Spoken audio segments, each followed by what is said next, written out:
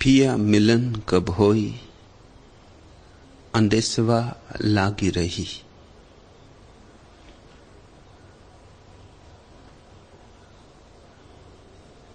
उस परम प्रिय का मिलना कब होगा, इसकी कोई भी भविष्यवाणी नहीं हो सकती। इसके लिए कोई भी आश्वासन नहीं दिया जा सकता, क्योंकि परमात्मा से मिलन कार्य कारण के जगत का हिस्सा नहीं है। पानी को 100 डिग्री तक गर्म करोगे, भाप बनेगा ही बनेगा, लेकिन भक्ति कब भगवान बनती है, इसका कोई गणित नहीं। आग में हाथ डालोगे, जलेगा ही जलेगा, लेकिन परमात्मा में परवाना कब जलता है, कौन घड़ी, कौन शुभ घड़ी, इसके लिए कोई सुनिश्चित वक्तव्य नहीं दिया जा सकता। परमात्मा जब भी घटता है, अनायास घटता है। एक क्षण पहले भी पता नहीं होता। एक क्षण पहले अंधेरी रात और एक क्षण बाद प्रकाशोज्वल प्रभात। भरोसा ही नहीं आता कि इतनी अंधेरी रात से और ऐसी प्रकाशोज्वल सुबह का जन्म होगा, कि ऐसे अंधियारी से ऐसा उजियाला जन्मेगा। एक क्षण पहले जो कांटा था, एक क्षण बाद फूल हो जाता। आंखें विष में विमुग्ध रह जाती। एक क्षण को भरोसा ही नहीं आता, लगता है कोई सपना देखा है। पहली बार जब भी परमात्मा का अनुभव होता है तो ऐसा ही लगता है जैसे कोई सपना देखा है। आंखें मीड़ मीड़ के फिर से देख लेने का मन होता है। आस्था नहीं बैठती कि जिसे पुकारा था उस तक पुकार पहुंच गई, कि जिसे आना था वह अतिथि आ गया, कि जिस मंदिर को खोजते थे उसके द्वार खुल गए। भरोसा आए भी तो कैसे आए, जन्मों जन्मों तक सिवाय दुख के कुछ जाना नहीं। सुख की तो एक बूंद नहीं पड़ी अनुभव में। कांटे ही कांटे, कांटे ही कांटे झोली में भरते रहे। फूल का तो कोई साक्षात्कार कभी हुआ नहीं, और आज अचानक झोली फूलों से भर गई। न मालूम किस अज्ञात से उतरी है किरण और अंधेरे को सदा के लिए काट गई। ऐसा काट गई है कि फिर अब कभी गिरेगा नहीं। जानी थी अब तक मृत्यु, और आज अमृत के घन घिरे हैं। अमृत की घनघोर वर्षा हो रही। भरोसा हो भी तो कैसे हो, मनुष्य की बुद्धि के गणित के बाहर है। मनुष्य की बुद्धि सोच सके, विचार सके, विमर्श कर सके, उस सीमा के भीतर नहीं है। इसलिए जैसे जैसे भक्त करीब आने लगता है उस परम घड़ी के, वैसे ही उसके हृदय में बड़ी धुक धुकी हो जाती। होगा कि नहीं होगा, होगा तो कैसा होगा, और होगा तो कब होगा।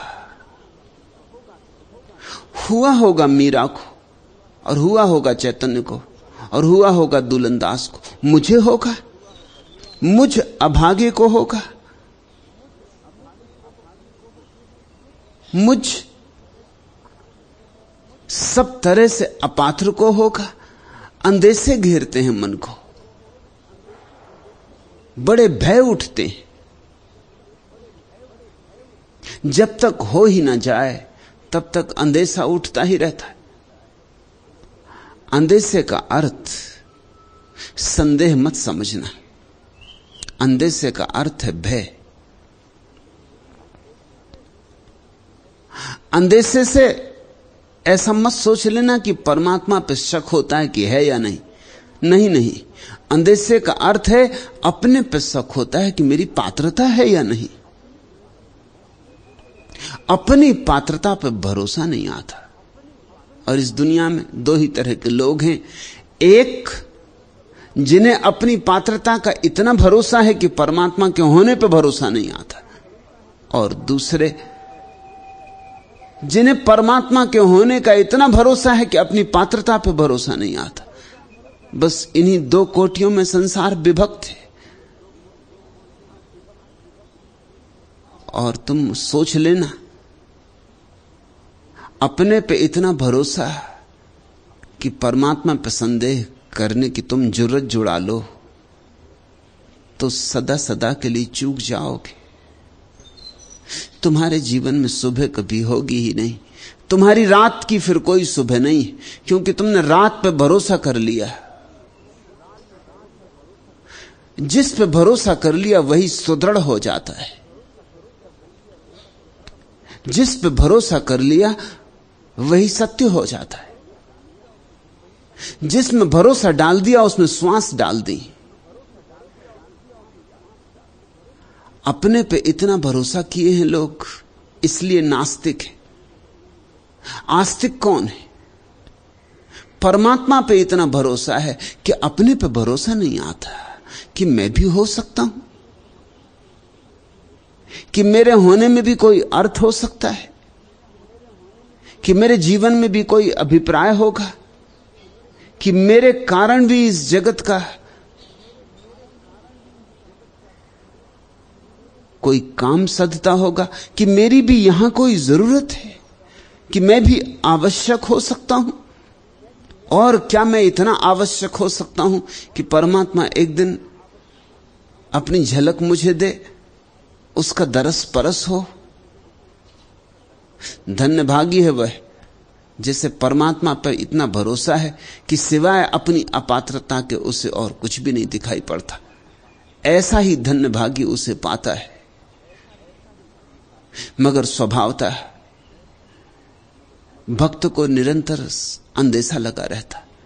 भक्त कपता ही रहता है भय से। लाख उपाय करे, पूजा करे, पाठ करे, प्रार्थना करे, लेकिन एक बात भीतर उसे लगती रहती, मेरी पूजा क्या, मेरी ही पूजा है, मैं ही क्या हूं, तो मेरी पूजा का क्या मूल्य? ये मेरे ही तो हाथ है, इनमें आरती भी सजा लूं तो उस आरती का भी क्या अर्थ है? मेरे ही हाथों की आरती मुझसे ज्यादा मूल्यवान नहीं हो सकती। ये मेरे ही तो शब्द हैं, इनसे प्रार्थना बना लूं तो भी इन शब्दों पे मेरी छाप रहेगी। ये मेरे ही तो पैर हैं, नाचूं तो नाच लूं, और मेरे ही स्वर हैं, गीत चाहूं तो गीत गा लूं, मगर सब मेरा है और मैं हूं अपात्र। मेरा होना न होने जैसा है। क्या परमात्मा मुझ पर भी अनुकंपा करेगा? ऐसा अंदेशा उठता है। पिया मिलन कब होई, अंदेशवा लागी रही। और अंदेशा उठता है कि अगर अपनी तरफ देखता हूं तो पिया मिलन कभी होगा नहीं। हां, पिया की तरफ देखता हूं तो होना जरूरी है, होगा ही। उसकी अनुकंपा को देखता हूं तो होगा, और मेरी अपात्रता को देखता हूं तो कैसे होगा? इन दो के बीच भक्त की पीड़ा है, मगर वह पीड़ा भी बड़ी मधुर है। नास्तिकों के सुख से भी आस्तिकों का दुख ज्यादा बहुमूल्य है, क्योंकि आस्तिकों का सुख छिछला है, नास्तिकों का सुख छिछला है। आस्तिकों का दुख भी गहरा है। आस्तिक की पीड़ा की इतनी गहराई है कि उसी पीड़ा में ही खोदते खोदते तो एक दिन परमात्मा मिलता है। लेकिन अंदेशा बहुत लगता है, घड़ी घड़ी संदेह आता अपने पर। याद रखना, भूल मत जाना, प्रश्न चिन्ह लग जाता है अपने पे बार बार। अपनी औकात नहीं मालूम होती।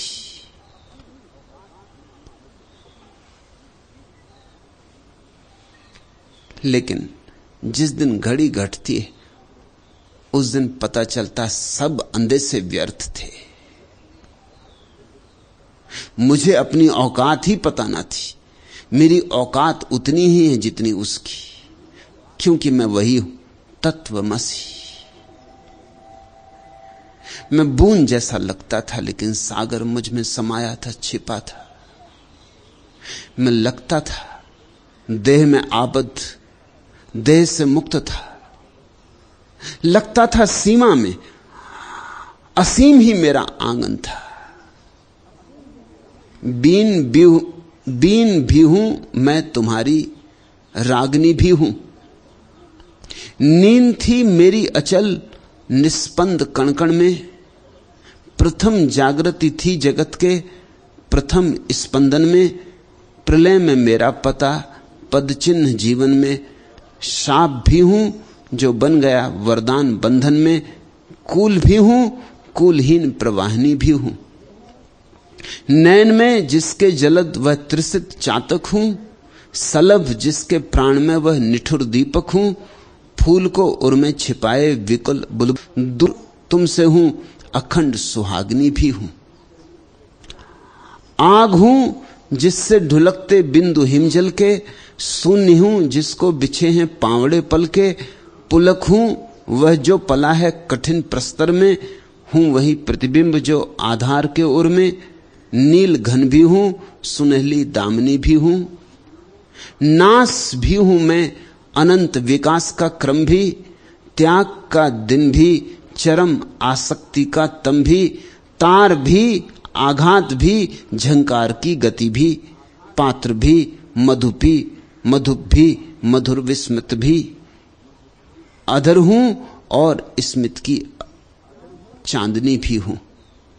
जानकर तो पता चलता है, जानकर तो अनुभव होता है। बीन भी हूं मैं तुम्हारी, रागनी भी हूं। कूल भी हूं, कूलहीन प्रवाहिनी भी हूं। दूर तुमसे हूं अखंड सुहागनी भी हूं। नील घन भी हूं, सुनहली दामनी भी हूं। नास भी हूं मैं, अनंत विकास का क्रम भी। त्याग का दिन भी, चरम आसक्ति का तम भी। तार भी, आघात भी, झंकार की गति भी। पात्र भी, मधुप भी, मधुर विस्मृत भी। अधर भी हूं और स्मित की चांदनी भी हूं। लेकिन ऐसा तो जानकर जाना जाता है। तब तो बूंद सागर मालूम होती, तब तो अंधेरा प्रकाश मालूम होता है, तब तो मृत्यु भी शाश्वत जीवन मालूम होती। फिर तो भेद गिर जाते। लेकिन जब तक भेद न गिरे हो तब तक बड़ा अंदेशा उठता है। ठीक कहते दुलंदास, पिया मिलन कब होई, अंदेशवा लागी रही। बहुत भयभीत हूं, बहुत अंदेशों से घिरा हूं, बहुत हताश मालूम होता हूं। अपने पर देखता हूं तो एक बात निश्चित है कि पहुंचना नहीं होगा, मंजिल बहुत दूर है। हां, लेकिन इस हताशा में भी एक निराशा के पार से उतरती किरण, उसकी अनुकंपा को देखता हूं तो लगता है अब हुआ ही है, यह हुआ। शायद एक पल की प्रतीक्षा और, या कि एक पल की भी प्रतीक्षा की जरूरत नहीं है, होने ही चला। भक्त इन दो अनंत दूरियों के बीच तना होता है। यही विरह की अवस्था है।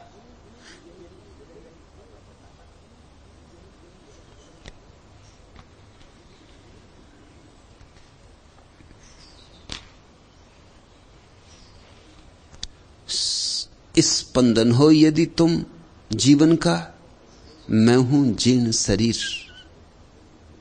मैं हूं जो सूखी सी सरिता, तुम हो शीतल नीर। बिना तुम्हारे मेरा जीवन एक मरुस्थल सा है निर्जन।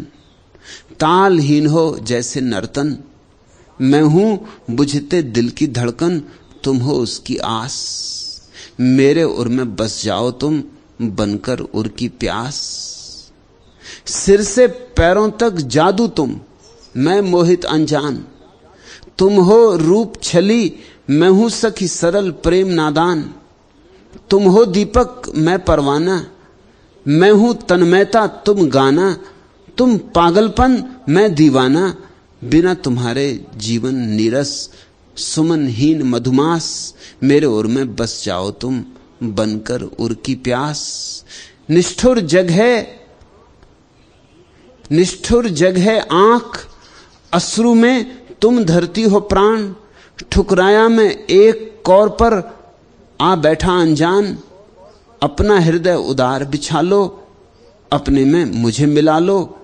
मुझे मिटा दो, मुझे बना लो, यह अभिलाष करो पूरी, या कर दो सत्यानाश। मेरे ओर में बस जाओ तुम, बनकर उर की प्यास। पुकारता है, रोता है, अपने तरफ देखता है तो रोता है, परमात्मा की अनुकंपा की तरफ देखता है तो नाचता है। इसलिए कभी तुम भक्त को रोते और हंसते साथ साथ देखो तो चकित मत होना, पागल मत समझ लेना। ऐसे वह पागल है, परमात्मा का पागल है, मगर साधारण पागल नहीं है। उसका पागलपन तुम्हारी बुद्धिमानी से ज्यादा बहुमूल्य है। उसका पागलपन वर्णीय है, वांछनीय है, मांगने योग्य है, प्रार्थना योग्य है।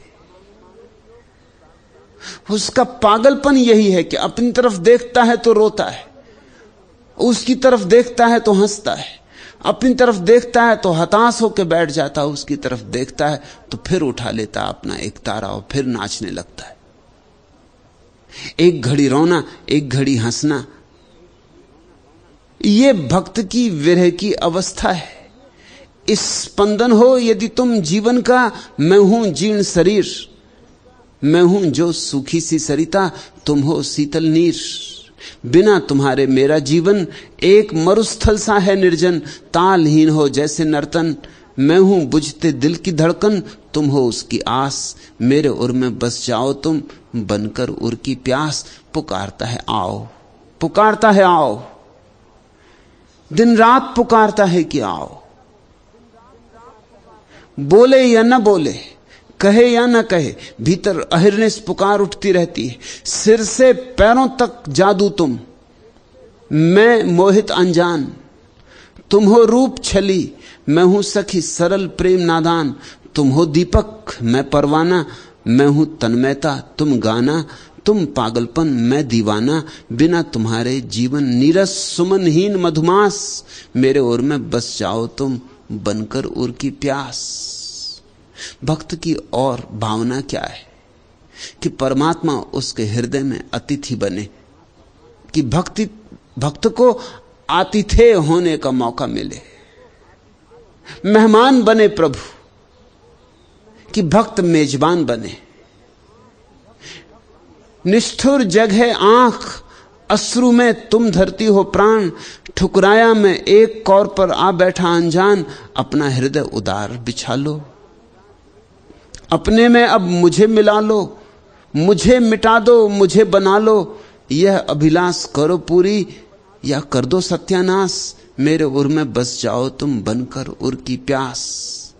मुझे मिटा दो, मुझे बना लो, ये दोनों बातें एक साथ घटती, यही भक्ति का शास्त्र है, यही भक्ति का विरोधाभास भी। ये दोनों बातें एक साथ घटती हैं। मुझे मिटा दो, मुझे बना लो। एक तरफ तो भक्त मिटे तो भगवान हो सकता है, लेकिन भगवान हो तो भक्त हो जाए। जब बीज टूटता है तो वृक्ष होता है, और जब सरिता सागर में गिरती है तो सरिता तो खो जाती है। मगर सागर हो जाती।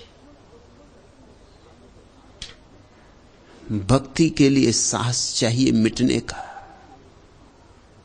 तुमने बार बार सुनी है ये बात, तुम्हारे तथाकथित साधु संत रोज रोज दोहराते हैं यह बात कि कलयुग में भक्ति ही एकमात्र उपाय होगा, क्योंकि भक्ति बहुत सरल है। झूठी है यह बात, गलत है यह बात। भक्ति सरल नहीं है, भक्ति से कठिन और कुछ भी नहीं। अपने को मिटाना, इससे कठिन और क्या होगा। तथाकथित ज्ञान सरल है, क्योंकि अहंकार को मिटना नहीं पड़ता, बल्कि अहंकार और सज जाता है और शास्त्रों की सजावट बैठ जाती। गीता, कुरान, बाइबल, वेद, उपनिषद, इन सब पर और अहंकार सिंहासन बना लेता है, इनकी गद्दी बना लेता है और ज्ञानी हो जाता है। तपश्चर्या कठिन नहीं है, क्योंकि तपश्चर्या अहंकार के अनुकूल है। जितनी तपश्चर्या करोगे अहंकार पर उतनी धार आ जाती, उतना ही अहंकार प्रज्वलित हो उठता है, उतना ही लगता है मैं विशिष्ट, मैं खास, उतना ही लगता है मैं पात्र, उतना ही लगता है कि परमात्मा को मुझे मिलना ही चाहिए, न मिलता हो तो अन्याय हो रहा है। जितना तुम तपश्चर्या करोगे उतना ही तुम्हारे भीतर ये पत्थर की तरह भाव मजबूत होने लगेगा कि अब मुझे मिलना ही चाहिए, और क्या करने को बचा है। इतने उपवास किए, इतने व्रत किए, इतने आसन व्यायाम किए, इतने प्राणायाम, इतना सब कर चुका हूं, शरीर को सुखाकर कांटा बना लिया, पेट पीठ से लग गया है, मांस मज्जा जल गई, कांटे की तरह रह गए हूं, अब और क्या चाहिए। तपस्वी के मन में स्वभावतः ये बात उठती कि अब और क्या चाहते हो, अब और क्या मर्जी, अब और क्या अपेक्षा है। उसे अहंकार जन्मता है, पात्रता का भाव जन्मता है कि मैंने शुभ ही शुभ किया, कोई पाप नहीं किया। पैर भी फूंक फूंक के रखता हूं कि कोई चींटी ना मर जाए, रात पानी नहीं पीता कि कोई हिंसा ना हो जाए, एक ही बार भोजन करता हूं, शुद्ध भोजन करता हूं। सब तो मैंने पूरा कर दिया जो तुमने चाहा हो, तुमने जो चाहा हो उससे ज्यादा पूरा कर दिया, अब और इतनी देर क्यों है। तथाकथित तपस्वी के भीतर एक शिकायत होती कि बहुत देर हुई जा रही, अन्याय हुआ जा रहा है, तुम हो भी या नहीं, कहीं ऐसा तो नहीं है कि मैं व्यर्थ ही श्रम कर रहा हूं और तुम हो ही ना।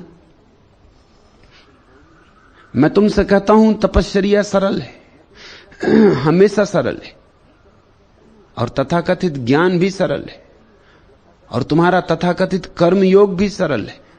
अगर दुनिया में कोई सबसे कठिन बात है तो प्रेम, और भक्ति प्रेम की पराकाष्ठा है। क्यों कहता हूं प्रेम को कठिन बात? इसलिए कहता हूं कि प्रेम में मरना होता है। तुम हो दीपक, मैं परवाना, मैं हूं तन्मयता, तुम गाना, तुम पागलपन, मैं दीवाना, बिना तुम्हारे जीवन नीरस, सुमनहीन मधुमास, मेरे उर में बस जाओ तुम, बनकर उर की प्यास। अपना हृदय उदार बिछा लो, अपने में अब मुझे मिला लो, मुझे मिटा दो, मुझे बना लो। इसलिए कठिन है भक्ति। लेकिन लोगों ने भक्ति से मतलब समझा है, बैठ गए सुबह थोड़ी माला फेर ली, कि कभी सत्यनारायण की कथा करा ली, कि कभी चले गए मंदिर में पूजा चढ़ाए, कि कभी 4 ब्राह्मणों को भोजन करा दिया, कि कन्याओं को भोजन करा दिया, कि घर में कृष्ण की एक प्रतिमा रख ली, सावन के महीने में झूला झूला दिया। तुम किसको धोखा दे रहे हो? किसको झूला झूला रहे हो? भक्ति इतनी आसान नहीं, तुम्हें मौत में झूलना पड़ेगा। तुम्हें अपने को मिटाने का साहस जुटाना पड़ेगा। तुम मिटोगे तो ही हो सकोगे। इधर तुम गए, उधर परमात्मा आया। इधर तुम शून्य हुए, उधर परमात्मा की पूर्णता तुम में अवतरित हुई।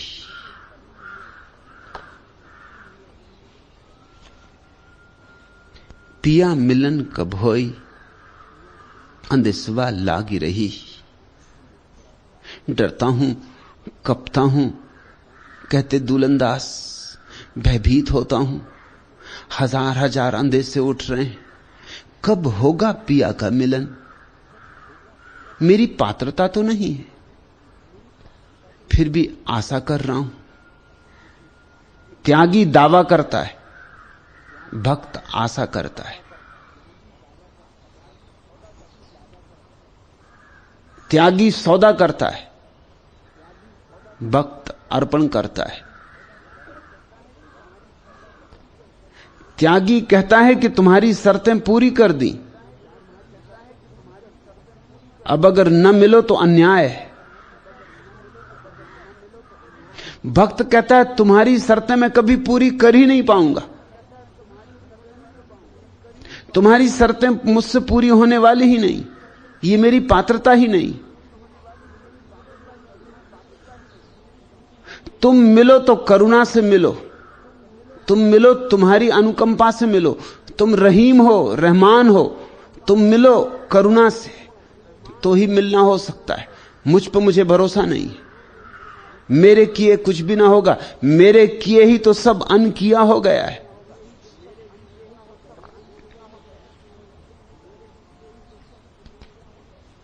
और जिस दिन ऐसा भाव उठता है भक्त को कि मेरे किए कुछ भी ना होगा, उस दिन कुछ होना शुरू होता है।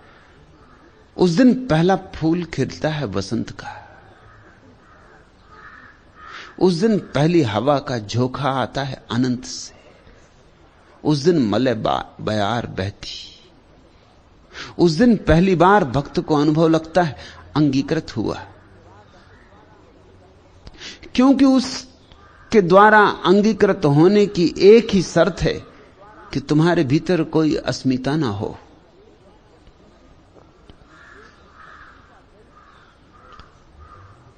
अस्मिता गई कि क्रांति घटी। किस स्नेह परस ने छेड़ दिया निष्प्राण पड़ी सी वीणा को। चिर श्रांत थकित चिर मौन और चिर एकाकिनी चिर छीणा को। तुम समर्पित हो, तुम सिर झुकाओ, तुम उसकी अनुकंपा पर भरोसा करो।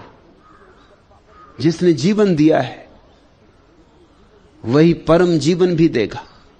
न तो जीवन तुमने कमाया है और न परम जीवन तुम कमा सकते हो। कमाने की बात ही भ्रांत है, कमाने की बात में ही धोखा है, कमाने की बात में ही अहंकार के लिए आड़ मिल गई, बचने का उपाय मिल गया। किस स्नेह परस ने छेड़ दिया निष्प्राण पड़ी सी वीणा को। चिर श्रांत थकित चिर मौन और चिर एकाकिनी चिर छीणा को। जिसके ढीले से मौन तार झंकृत हो गाना भूल गए। मन को मस्तक को नस नस को पल को सहराना भूल गए। जिसका मन शिथिल पड़े, जिसकी वाणी पर थे चुपके ताले, जिसके तन पर अग्नित जाले, दुख की मकड़ी ने बुन डाले। किस स्नेह परस ने छेड़ दिया सब तार तने झंकार उठी। ज्यों अंधकार में रजनी के हो ज्योत्सना की दीवार उठी। किस स्नेह परस ने छेड़ दिया गानों के सागर फूट पड़े। संगीत भरे नभ से तारे तानों के अगणित टूट पड़े। ध्वनि के खग उड़ उड़ फैल गए और दसों दिशाएं जाग उठी। अंबर की सोई सी स्मृतियां सुनकर यह अभिनव राग उठी। झुको समग्र रूपेण झुको और तुम भी पाओगे। किस स्नेह परस ने छेड़ दिया सब तार तने झंकार उठी। जो अंधकार में रजनी के हो ज्योत्सना की दीवार उठी। किस स्नेह परस ने छेड़ दिया गानों के सागर फूट पड़े। संगीत भरे नभ के तारे तानों के अग्नि टूट पड़े, तुम पर वर्षा हो सकती है, लेकिन तुम अपने से इतने भरे हो कि परमात्मा चाहे भी तो तुम्हारे भीतर जगह नहीं। तुम अपने से अपने को खाली करो, रिक्त करो। भक्ति का इतना ही अर्थ है कि भक्त अपने से अपने को रिक्त कर ले, खाली कर ले, शून्य हो जाए, ना कुछ हो जाए, कह सके मैं नहीं हूं। बस जिस क्षण तुम समग्र मन प्राण से कह सकोगे मैं नहीं हूं, उसी क्षण परमात्मा है। लोग मुझसे पूछते हैं परमात्मा कहां है? वे परमात्मा को पहले देख लेना चाहते। ऐसे ही जैसे कोई बंद आंख वाला आदमी कहे कि पहले मैं सूरज को देखूंगा तब आंख खोलूंगा। आंख क्यों खोलूं? पहले भरोसा आ जाना चाहिए कि सूरज है तो आंख खोलूंगा। आंख खोलने का कष्ट क्यों लूं? वह भी ठीक कह रहा है, ऐसे तर्क की बात कह रहा है कि सूरज हो तो आंख खोलूं, मंजिल हो तो 4 कदम चलूं,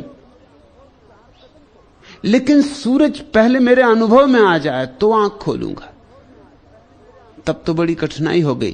तर्क तो ठीक है, मगर जीवन विरोध से भरा है। आंख बिना खोले सूरज का अनुभव नहीं होगा, और वह आदमी कह रहा है जब तक सूरज का अनुभव ना हो आंख ना खोलूंगा। तो फिर अनुभव कभी नहीं होगा, क्योंकि आंख कभी खोली ही ना जा सकेगी। लोग पूछते हैं ईश्वर कहां है? गलत प्रश्न पूछा। पूछना चाहिए कि कौन सी चीज ईश्वर के देखने में बाधा बन रही, कौन सा पर्दा मेरी आंख पर है, कौन सी चट्टान मेरी छाती पर है, मेरी प्रार्थना क्यों नहीं बह रही। लोग पूछते हैं परमात्मा कहां है? लोगों को पूछना चाहिए प्रार्थना कैसे हो। लोगों को पूछना चाहिए मेरा हृदय उसकी प्यास से कैसे भरे, मेरे भीतर भक्ति का कैसे उदय हो। लोग पूछते हैं भगवान कहां है? लोग कहते हैं भगवान हो तो हम भक्ति करेंगे। और मैं तुमसे यह कह रहा हूं, और यही भक्तों ने सदा कहा है, तुम भक्त हो जाओ तो भगवान अभी है। भक्ति की शर्त पहले पूरी करनी होती, मगर भक्ति की शर्त आसान नहीं। माला फेर लेने की नहीं है, चंदन मंदन लगा लेने की नहीं है, घंटी बजा के किसी पत्थर की मूर्ति के सामने पूजा कर देने की नहीं है, कृष्ण को खूब रेशमी वस्त्र पहना के और 2 फूल चढ़ा देने की नहीं है। भक्ति में तो सिर्फ एक ही बात चढ़ाई जाती, अस्मिता, अहंकार, मैं हूं यह भाव। और जिसने इस मैं को चढ़ा दिया उसे तत्क्षण दरस हो जाता, तत्क्षण परस हो जाता। पिया मिलन कब होई अंदेसवा लागी रही, जब लग तेल दिया में बाती सूझ परे सब कोई। दुलंदास कहते हैं जरा संभल के चलना, होशियारी से चलना, क्योंकि ये जिसको तुमने जिंदगी समझा है ये बड़े जल्दी चुक जाएगी। जैसे सांझ जलाया दिया सुबह चुक जाता है, तेल चुक जाता है, बाती बुझ जाती। जब लग तेल दिया में बाती सूझ परे सब कोई। ये तुम जिस मिट्टी के दिए पे भरोसा किए बैठे हो, और ये जो मिट्टी में चल रही जीवन की थोड़ी सी धारा है, ये जल्दी ही क्षीण हो जाएगी। ये तेल भी चुकेगा, ये बाती भी चुकेगी, फिर कुछ भी सूझना पड़ेगा। मौत जब द्वार पे दस्तक देगी कुछ भी सूझना पड़ेगा। जिंदगी में ही नहीं सूझा तो मौत में क्या खाक सूझेगा। जीते जी नहीं सूझा तो मरते क्षण में कैसे सूझेगा। और बेईमानों ने तुम्हें समझाया है कि मरते समय नाम ले लेना राम का, सब हो जाएगा। जिंदगी भर रावण की सेवा करना, मरते वक्त राम का नाम ले लेना। जिंदगी भर अंधेरे को बटोरना, मरते वक्त प्रकाश को पुकार लेना, यह होगा कैसे? जिसने जिंदगी भर अंधेरा बटोरा वो मरते वक्त भी अंधेरे पर ही गठरी बांधे बैठा रहेगा, और जोर से बांध लेगा और मुट्ठियां कस लेगा और गठरी को छाती से लगा लेगा कि अब छूट ना जाए, अब छूटी तब छूटी, ये मौत आने लगी। जिसने अंधेरे से ही आसक्ति बनाई वो प्रकाश को पुकारना भी कैसे चाहेगा? चाहे भी तो भी पुकार कैसे सकेगा? उसके ओंठों पर प्रकाश शब्द ही ना बनेगा। राम शब्द भी दोहराना चाहेगा तो जवान काम दे जाएगी, नहीं काम आएगी, लथड़ा जाएगी, राम नहीं उठेगा। जो तुम्हारे भीतर जीवन भर बहा है वही मृत्यु में भी तुम्हारे बाहर प्रकट हो सकता है। जो तुम्हारी जीवन भर की संपदा है वही मृत्यु में तुम्हारी संपदा बनेगी। जब लग तेल दिया में बाती सूझ परे सब कोई, दुल्हन कहते हैं सब दिखाई पड़ रहा है, क्योंकि अगर भीतर जीवन की बाती जल रही, जीवन का तेल जल रहा, मगर जल्दी ही यह बुझ जाएगा। यह शाश्वत प्रकाश नहीं है। इस प्रकाश का उपयोग कर लो शाश्वत प्रकाश को खोजने में। हाथ में दिया मिला है, 70 साल जलेगा समझो। इस 70 साल में इस छोटे से दिए का हाथ में उपयोग करके अंधेरे में तलाश कर लो उस द्वार की जिससे शाश्वत प्रकाश में प्रवेश हो जाए। तमसो मां ज्योतिर्गमे, पुकारो परमात्मा को कि मुझे ले चलो अंधेरे से प्रकाश की ओर। इस छोटी सी जीवन की क्षमता का उपयोग कर लो, इसकी सीढ़ी बना लो। यह मंजिल नहीं है, सीढ़ी पर ही मत बैठ जाना, अन्यथा बहुत रोओगे, बहुत पछताओगे। जब लग तेल दिया में बाती सूझ परे सब कोई, जरीगा तेल निपट गई बाती, ले चलू होई। इधर तेल समाप्त हुआ, उधर बाती बुझी। जिनको तुमने अपना समझा था वही कहेंगे अब जल्दी ले चलो, अब जल्दी ले चलो। बंधने लगी अर्थी, चले मरघट की तरफ, और पड़ा रह गया सब ठाठ, और पड़ा रह गया सब आयोजन जो जीवन भर किया, धन भी, पद भी, प्रतिष्ठा भी। जिस पे सब गमाया उसमें से कुछ भी साथ नहीं जा रहा है। जरा लोगों को मरते हुए देखते हो, उससे खुद को चेताते हो या नहीं चेताते? मौत तुम पे चोट करती है या नहीं करती? जरीगा तेल निपट गई बाती, ले चलू होई। बिनु गुरु मार्ग कौन बतावे, करिए कौन उपाय। अगर थोड़ा होश हो, अगर थोड़ी समझ हो, अगर ये जिंदगी की थोड़ी सी रोशनी जो परमात्मा ने तुम्हें दी है जन्म के साथ और मौत में छिन जाएगी, इसका उपयोग करना हो तो शाश्वत की तलाश में करो, सत्य की तलाश में करो, ऐसे मंदिर की तलाश में करो जो गिरेगा नहीं। मगर कैसे ये होगा? बिनु गुरु मार्ग कौन बतावे। कौन बताएगा रास्ता?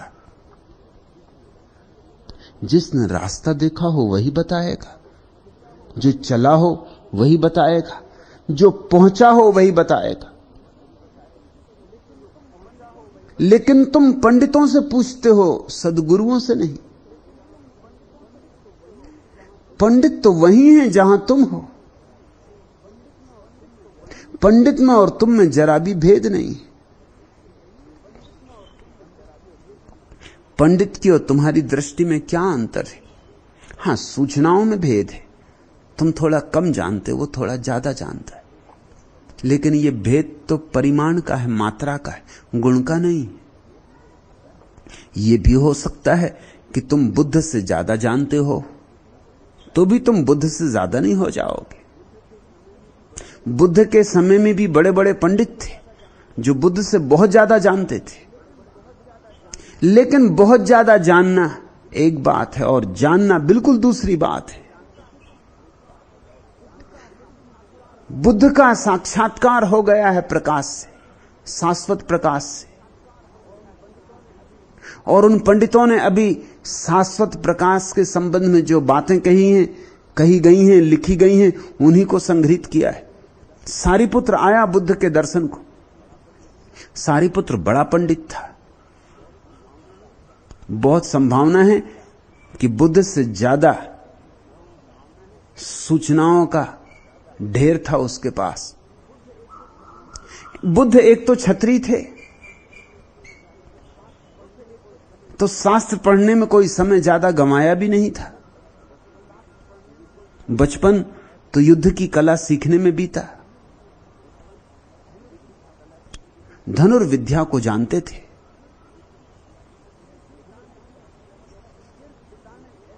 फिर पिता ने ऐसी व्यवस्था कर दी थी कि भोग विलास में डूबे रहें, क्योंकि जोशियों ने कहा था अगर भोग विलास में न डुबाया रखा तो यह व्यक्ति सन्यासी हो जाएगा। तो कुछ समय बीता होगा सैन्य की शिक्षण में और कुछ समय बीता भोग विलास में। 29 वर्ष के थे तब घर से निकल गए। शास्त्र पढ़ने का मौका भी नहीं आया, अवसर भी नहीं था, क्षत्रिय का वह धर्म भी नहीं था। सारीपुत्र ब्राह्मण था,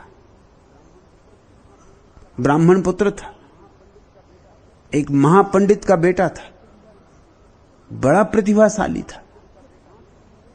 उसके 500 शिष्य थे, उसका बड़ा गुरुकुल था।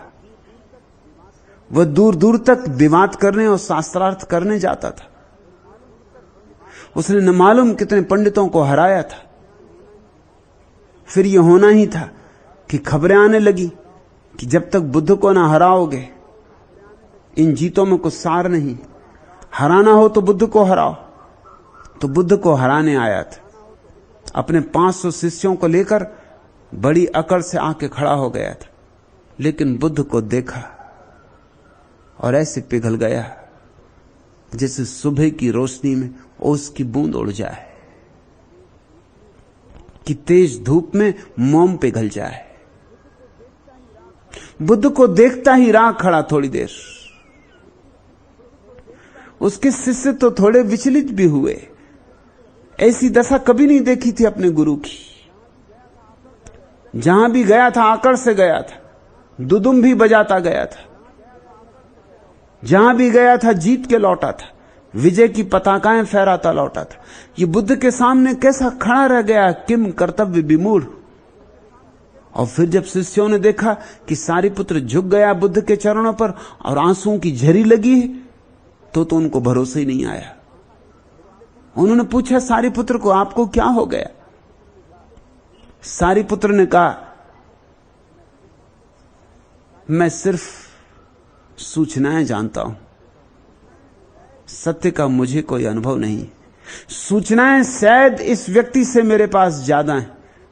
चारों वेदों का मैं ज्ञाता हूं, लेकिन सब फीका पड़ गया। इस आदमी को वह स्रोत पता है जहां से चारों वेद पैदा हुए। यह आदमी मूल स्रोत पर खड़ा है। आज विवाद नहीं होगा, विवाद गया। आज समर्पित होता हूं।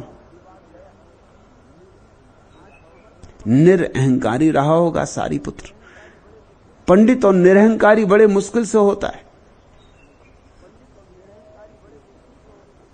लेकिन उसके जीवन में क्रांति हो गई। बुद्ध के पास बैठ के क्या सीखा उसने? जो भी बुद्ध बता सकते थे वो सब जानता था, मगर एक भेद था। अंधा आदमी भी प्रकाश के संबंध में सब जान सकता है, मगर एक भेद है, आंख वाला प्रकाश को जानता है, अंधा आदमी प्रकाश के संबंध में जानता है। बहरा भी संगीत के संबंध में बड़ा ज्ञानी हो सकता है। संगीत भी तो लिखा जाता है ना, संगीत की भी लिपि होती है ना। बहरा लिपि पढ़ सकता है, लेकिन तुम फर्क समझते हो? रविशंकर की वीणा बजती हो, सितार बजता हो, इसका अनुभव, इसके साथ साथ नाच उठा तुम्हारा हृदय, इसके साथ मंत्र मुग्धता, और फिर किसी बहरे ने कागज पर लिखी गई संगीत की लिपि को पढ़ा हो, इसी संगीत की लिपि को जिसे सुन के तुम मयूर जैसे मत्त हो उठे थे। क्या तुम सोचते हो दोनों एक ही बात है? क्या बहरे को कुछ भी पता चलेगा? ध्वनि का आनंद, क्या संगीत का कोई भी स्वाद आएगा लिखे हुए संगीत को पढ़कर? बस वैसा ही सारीपुत्र था, वैसे ही सारे पंडित थे, मगर सारीपुत्र सौभाग्यशाली पंडित था कि चला गया एक बुद्ध के चरणों में झुक गया। 100 में 99 पंडित इतने सौभाग्यशाली नहीं होते। वे अपने अहंकार की पूजा में ही लगे रहते, वे अपने विवाद में ही संलग्न रहते, शब्दों के युद्धों में उलझे रहते। बिन गुरु मार्ग कौन बतावे, करिए कौन उपाय। दुल्हन दास कहते हैं, अगर ये समझ में आ जाए कि जिंदगी हाथ से चुकी जा रही, ये तेल जला जा रहा है, ये बाती बुझी जा रही, जल्दी ही घड़ी आ जाएगी, अंधकार छा जाएगा, फिर किए कुछ भी ना हो सकेगा, फिर लोग अर्थी पे बांध के ले चलेंगे। उसके पहले किसी ऐसे व्यक्ति का सत्संग खोज लो, किसी ऐसे व्यक्ति के चरणों में झुक जाओ, किसी ऐसे व्यक्ति से हृदय का नाता जोड़ लो, किसी ऐसे व्यक्ति के साथ आत्मसात हो जाओ जिसने जाना हो, जिसकी सुवास तुम्हें भी पकड़ ले, जिसकी सुगंध तुम्हें भी मत्त कर दे। किसी ऐसे व्यक्ति की सुराही से तुम भी पी लो जिसने पिया हो और जो भर गया हो। जब तक सत्संग की शराब न पियोगे तब तक कोई मार्ग मिल नहीं सकता। शास्त्रों से नहीं मिलता मार्ग, सद्गुरुओं से मिलता है। सत्संग की शराब पीकर ही कोई भक्ति को उपलब्ध होता है।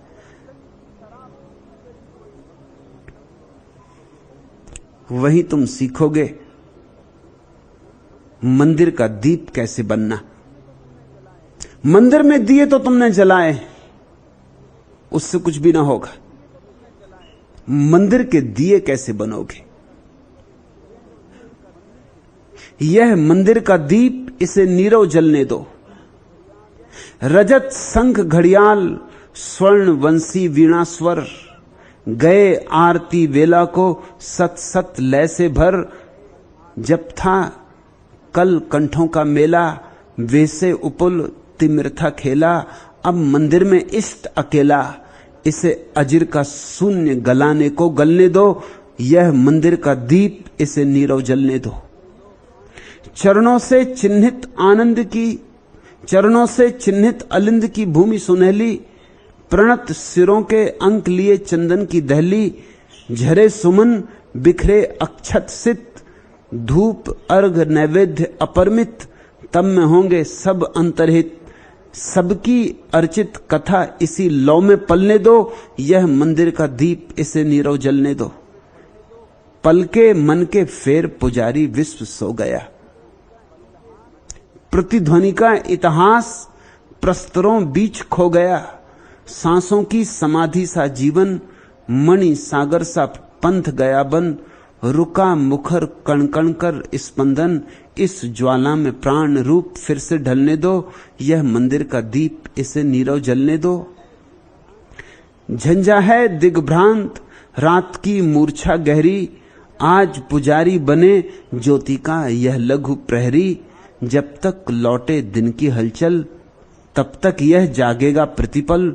रेखाओं में भर भर आभा जल, दूत सांझ का इसे प्रभाती तक चलने दो। यह मंदिर का दीप, इसे नीरव जलने दो। इस जीवन की ऊर्जा का एक दिया बनाओ, मंदिर का दीप बनाओ, ताकि ये तुम्हें कम से कम सुबह तक तो पहुंचा दे, ताकि रात तो कटा दे, ताकि प्रभात से तो मिला दे। यह मंदिर का दीप, इसे नीरव जलने दो। रजत शंख घड़ियाल स्वर्ण वंशी वीणा स्वर, गए आरती वेला को सत सत लय से भर। जब था कल कंठों का मेला, वैसे उपल तिमिर था खेला, अब मंदिर में इष्ट अकेला, इसे अजिर का शून्य गलाने को गलने दो, यह मंदिर का दीप इसे नीरव जलने दो। तुम्हारे भीतर चेतना का दिया जलना चाहिए, ध्यान का दिया जलना चाहिए। कौन जलाएगा, कौन विधि देगा? जले हुए दिए के पास जाओ तो तुम्हारा बुझा दिया भी जल सकता है।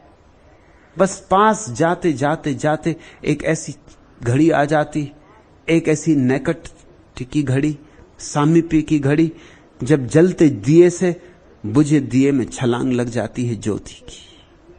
ऐसे गुरु से शिष्य तक पहुंचती है रोशनी, ऐसे ही पहुंचती है। एक जीवित स्रोत से दूसरे जीवित स्रोत तक। किताबों में रोशनी के संबंध में लिखा है, रोशनी नहीं। किताबों में जल के संबंध में लिखा है, तुम्हारी प्यास को तृप्त करने वाले जल सरोवर नहीं। शास्त्रों में प्यारे और सुंदर शब्द हैं, मगर केवल शब्द हैं। उन शब्दों को न तो पी सकोगे, न पचा सकोगे, न ओढ़ सकोगे, न बिछा सकोगे। उन शब्दों में मत भटक जाना। दुनिया में दो भटकने हैं, एक अज्ञानी की भटकन है और एक पंडित की, तथाकथित ज्ञानी की भटकन है। अज्ञानी की भटकन से भी बचो और ज्ञानी की भटकन से भी बचो, तो कहीं तुम अंतर यात्रा पर निकल पाओगे।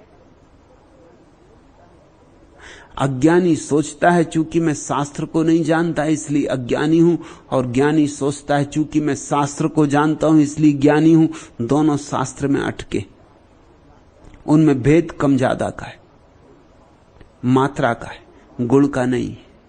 दोनों बाहर भटके, दोनों में कोई भी अभी भीतर नहीं आया है। बिन गुर मार्ग कौन बतावे, करिए कौन उपाय। क्या उपाय करें कि शाश्वत जीवन उपलब्ध हो, कि प्यारा मिले, कि हम सुहागिन बने। सब संतन मिली एक मत कीजिए, चलिए पी के देश। और जो जानते हैं वो चकित होकर हैरान हो जाते हैं ये बात देखकर कि सारे संतों का उपदेश एक है, सबे सयाने एक मत। अगर भेद कहीं हो तो पंडितों में होगा, अगर भेद कहीं हो तो शास्त्रज्ञों में होगा। संतों की सीख एक है। क्या है वह सीख? दो शब्दों में उस सीख को बांधा जा सकता है। ऐसे तो सारा आकाश भी छोटा है और उसे बांधा नहीं जा सकता है। नहीं तो दो छोटे शब्द, एक शब्द है ध्यान और एक शब्द है प्रेम। बस ये दो छोटे शब्द, इन दो में सारे संतों की सीख समा गई है। भीतर मौन हो जाओ तो ध्यान, और मौन सूखा सूखा ना हो, रस भीगा हो, प्रीति पगा हो, प्रेम की वीणा बजती हो, प्रेम की रुंझुन चलती हो, प्रेम की बयार बहती हो। ध्यान का शून्य हो और प्रेम का फूल खिला हो, बस। फिर कुछ और पाने को नहीं। परमात्मा तुम्हें खोजता आ जाएगा। कब किस घड़ी आ जाएगा, किस अनजान घड़ी में तुम्हारे द्वार पर दस्तक दे देगा, कहना कठिन है। पिया मिलन कब होई, अंदेशवा लागी रही। पिया बिनु गुरु मार्ग कौन बतावे, करिए कौन उपाय। बिना गुरु के माला फेरे, जन्म अकारथ जाए। सब संतन मिल एकमत कीजिए, चलिए पी के देश। पिया मिले तो बड़े भाग से, नहीं तो कठिन कलेश। बिना गुरु के भी लोग मालाएं फेरते हैं, बिना गुरु के भी लोग साधन करते, विधि करते, योग करते, तप करते, भक्ति करते। मगर बिना गुरु के करते हैं तो कुछ चूक हो जाती, कुछ बुनियादी बात चूक जाती।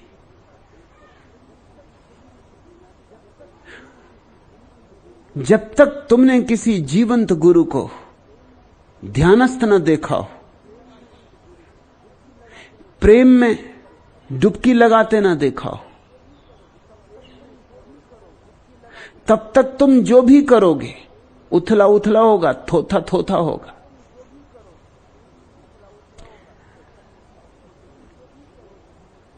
छोटे से पक्षी को उड़ना सीखने के पहले कम से कम अपने मां बाप को उड़ते हुए देखना पड़ता है।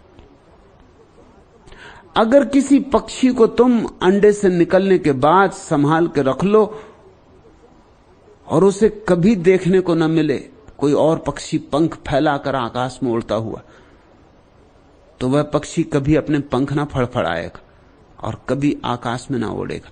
उसे याद ही ना आएगी कि मेरे पास भी पंख है, कि मेरे पास भी क्षमता है दूर आकाश की यात्रा की,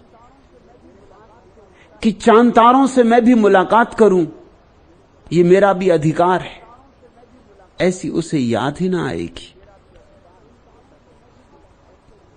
तो छोटा सा पक्षी बैठता है अपने घोंसले की कगार पर, देखता मां को उड़ते, पिता को उड़ते, जाते आते, धीरे धीरे पंख फड़फड़ाने लगता है, भरोसा आने लगता है। फिर फुदकता है एक डाल से दूसरी डाल पर, भरोसा और सघन हो जाता है। फिर और जरा लंबी छलांग भरता है एक वृक्ष से दूसरे वृक्ष पर, चकित हो जाता है, चमत्कृत हो जाता है। तो मैं भी उड़ सकता हूं। बस जिस दिन ये भरोसा आ गया कि मैं भी उड़ सकता हूं, फिर गुरु की कोई जरूरत नहीं रह जाती। मगर तब तक गुरु की अनिवार्यता है, अपरिहार्यता है। उसके बिना तुम माला भी फेर लोगे मगर फेरना मुर्दा होगा।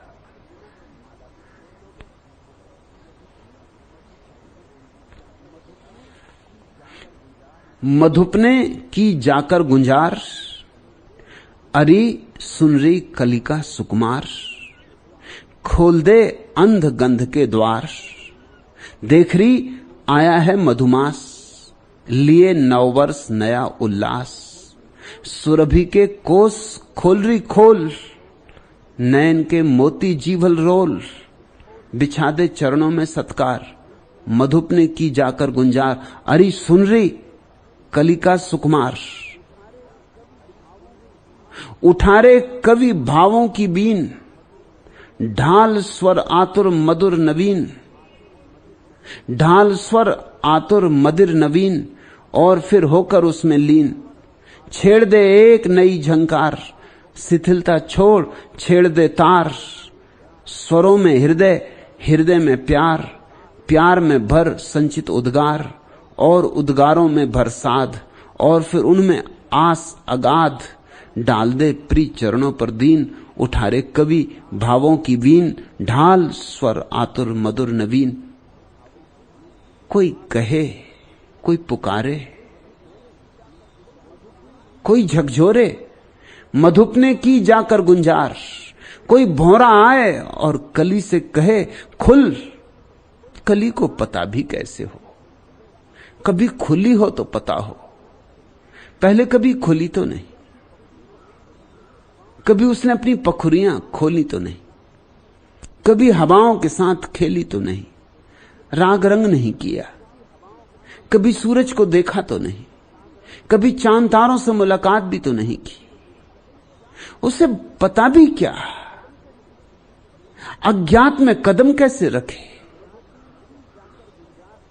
मधुपने की जाकर गुंजार, अरी सुनरी कलिका सुकुमार। खोल दे अंध गंध के द्वार, देख रही आया है मधुमास। लिए नववर्ष नया उल्लास, सुरभि के कोस खोल री खोल, नयन के मोती जी भर रोल, बिछा दे चरणों में सत्कार, मधुप ने की जाकर गुंजार, हरी सुन रही कलिका सुकुमार। ऐसे कोई गुरु आके शिष्य के कान में कहता है, खोल दे अंध गंध के द्वार, हरी सुन रही कलिका सुकुमार। ऐसे कोई गुरु जब शिष्य के कान में कहता है, शिष्य की कली जब सुनती है यह खबर कि गंध मेरे भीतर भरी है, खोल दूं उड़ूं। कली के भीतर जब सपने जगते, कौन जगाएगा ये सपने? अज्ञात के सपने, असंभव के सपने। कौन सुगबुगाएगा ये सपने? उठारे कवि भावों की बीन, ढाल स्वर आतुर मदिर नवीन, और फिर होकर उनमें लीन। छेड़ दे एक नई झंकार, शिथिलता छोड़ छेड़ दे तार, स्वरों में हृदय, हृदय में प्यार, प्यार में भर संचित उद्गार, और उद्गारों में भर साध, और फिर उनमें आस अगाध। डाल दे प्रिय चरणों पर दीन, उठारे कवि भावों की बीन, ढाल स्वर आतुर मधुर नवीन। कोई कहे तुम्हारे कान में, कोई झकझोरे तुम्हें नींद से, कोई पुकारे तुम्हें, तुम दूर खो गए हो विस्मृति में, तुम्हें अपनी भी याद नहीं रही। कोई पुकारे, कोई आवाज दे, और जो सुन ले वही शिष्य, और जो आवाज के साथ एक नए उन्मेष से भर जाए वही शिष्य, और जिसके भीतर एक नई कल्पना अपने पंख फैला दे, और जिसके भीतर एक नया सुर गुनगुन करने लगे,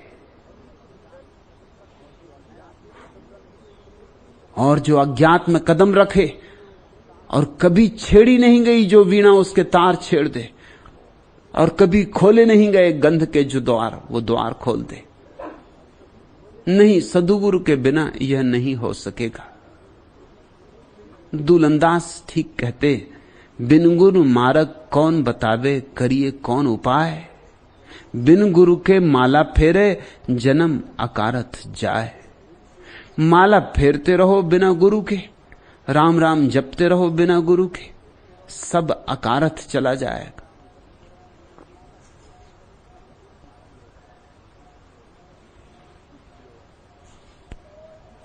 कुछ लोग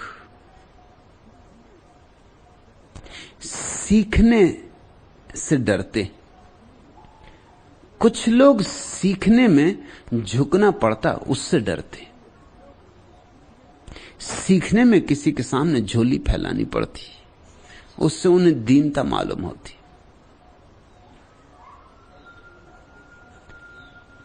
ऐसे अभागे वंचित ही रह जाएंगे, जीवन कोस लुट जाएगा और भिकमंगे के भिकमंगे रह जाएंगे, उनकी झोली में एक दाना भी ना पड़ेगा।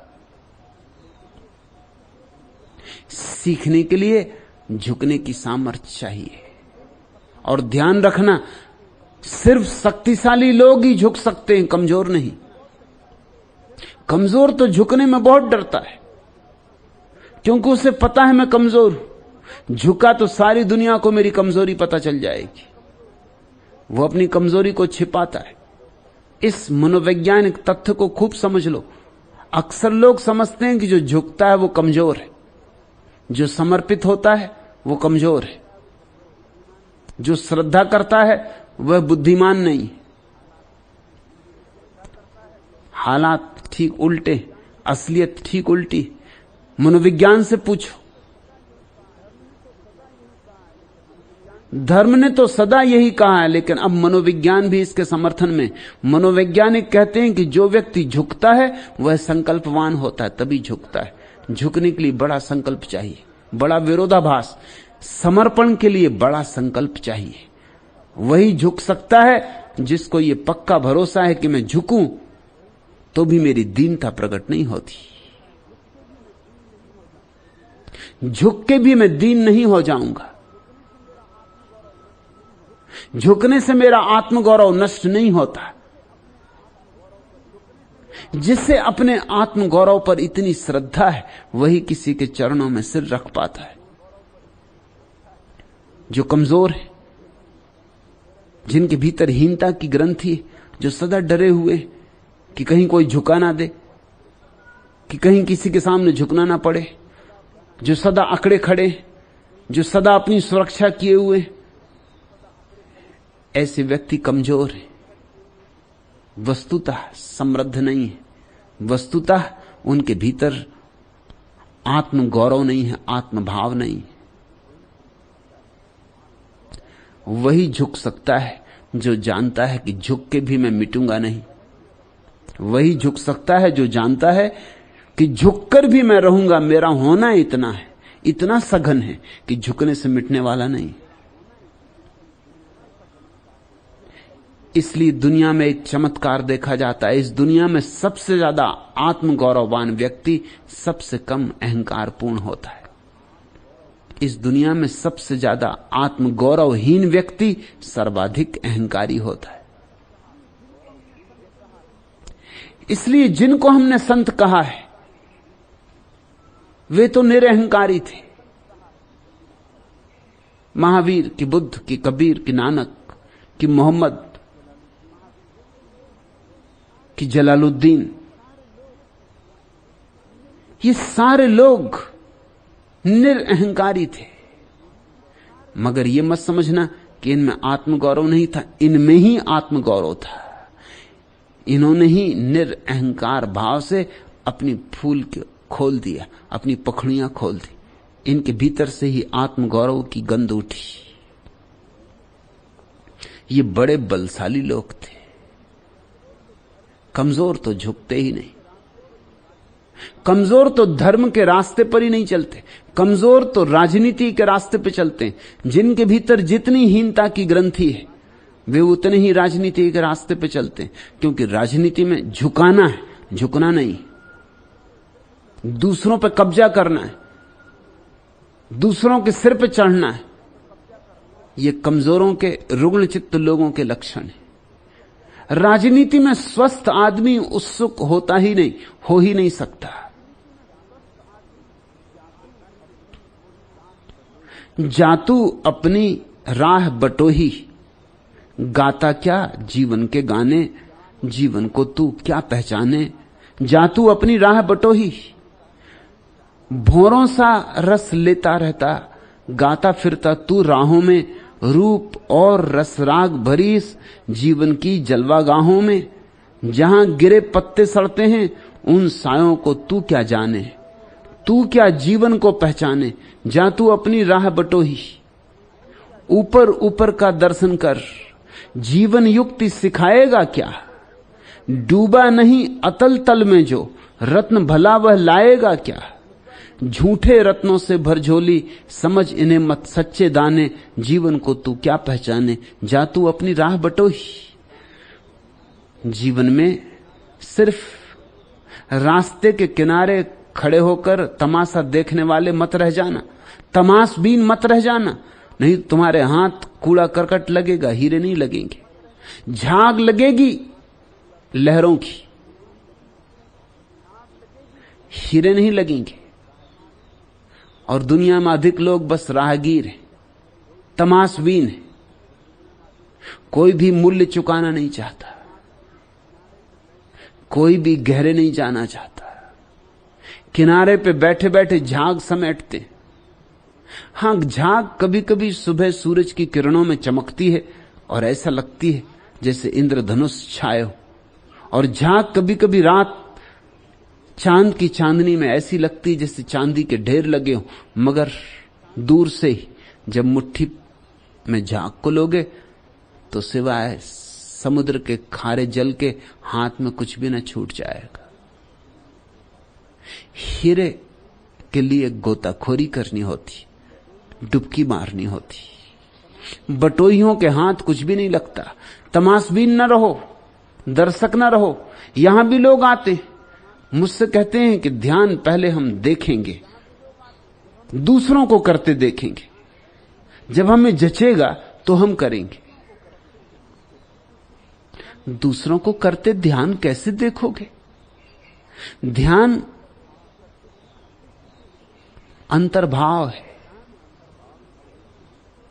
तुम किसी के अंतर्भाव में प्रवेश नहीं कर सकते, उपाय ही नहीं। ध्यान की तो बात दूर, जरा किसी के सपने में प्रवेश करके तो देखो।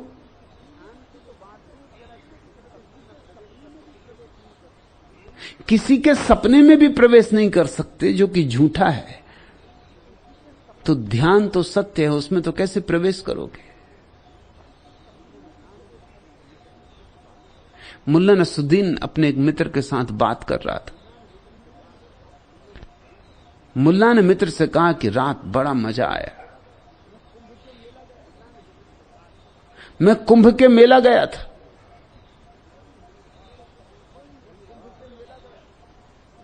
बड़ी भीड़ भाड़, बड़े तमाशे, तमाशों पे तमाशे देखे। दूसरा मित्र चुपचाप सुनता रहा, लेकिन जैसे प्रभावित नहीं हुआ। नसरुद्दीन ने कहा कि तुम प्रभावित नहीं मालूम हो रहे, मैंने इतना प्यारा सपना देखा, ऐसे मजे लूटे कुंभ के मेले में, ऐसी धक्का धुक्की, तुम प्रभावित नहीं मालूम हो रहे। उसने कहा मैं क्या खाक प्रभावित हूं, मैंने भी रात एक सपना देखा कि हेमा मालिनी को लेके हिमालय पे चला गया हूं, एकांत, बिल्कुल एकांत। हेमा मालिनी का नाम सुना मुल्ला ने तो कहा ये किस तरह की दोस्ती, मुझे क्यों नहीं बुलाया? उसने कहा मैंने तो बुलाया था, लेकिन तुम्हारी पत्नी ने कहा कि तुम तो कुंभ के मेला गए हो।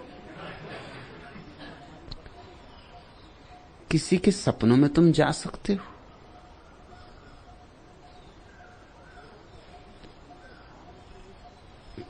किसी के अंतर्भाव में प्रवेश कर सकते हो? ध्यान तो तुम्हारे भीतर की गहरी से गहरी स्थिति है। सपने तो ऊपर की झाग, वो भी हाथ नहीं लगती। लेकिन लोग कहते हैं हम दूसरों को ध्यान करते देखेंगे। हां, यह हो सकता है, तुम मीरा को देखो, मीरा नाच रही तो नाच दिखाई पड़ेगा, मगर मीरा के नृत्य में और किसी नर्तकी के नृत्य में कैसे भेद करोगे? क्या भेद करोगे? वही हाव भाव होंगे, वही अंग उपांग होंगे, वही नृत्य की भाव भंगिमाएं होंगी, भेद क्या करोगे? मीरा में ध्यान है और नर्तकी में ध्यान नहीं, ये कैसे पहचानोगे? मीरा के नृत्य के भीतर ध्यान की घटना घट रही है, ये तुम्हारी समझ में कैसे आएगा? देखकर तुम सोचते हो बुद्ध को बैठे देख के तुम समझ जाओगे ध्यान क्या है। हाँ, बुद्ध दिखाई पड़ेंगे, बैठे हैं पद्मासन में, आंख बंद किए, बिल्कुल पत्थर की मूर्ति बने, मगर और क्या दिखाई पड़ेगा? लेकिन लोग कहते हैं हम ध्यान पहले लोगों को करते देखेंगे। लोगों की तमाशबीन होने की आदत हो गई। इस सदी की बड़ी से बड़ी बीमारियों में अगर कोई बीमारी है तो वह है तमाशबीनी। यह सदी सबसे बड़ी तमाशबीन सदी है। यहां लोग करते नहीं, सिर्फ देखते। कुश्ती खुद नहीं लड़ते, दो पहलवान लड़ रहे हैं, वो देखने जा रहे हैं। क्या खाक तुम्हें मजा मिलेगा?